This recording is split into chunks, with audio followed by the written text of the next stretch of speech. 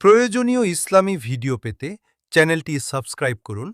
বিপদ কখন আসবে আমরা কেউ জানি না, কিন্তু এই ৩টি ছোট দোয়া জানা থাকলে ইনশাআল্লাহ আল্লাহ তাআলা আপনাকে যে কোনো কঠিন পরিস্থিতি থেকে রক্ষা করবেন।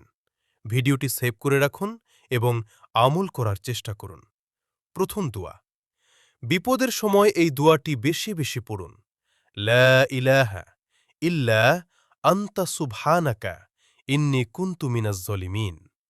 আল্লাহ তাআলা এই দোয়ার বরকতে ইউনুস আলাইহিসসালামকে মাছের পেট থেকে বাঁচিয়েছিলেন।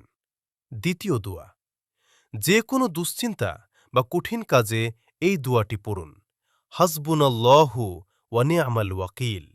এর অর্থ হল, আমাদের জন্য আল্লাহই যথেষ্ট, আর তিনি কতই না চমৎকার অভিভাবক।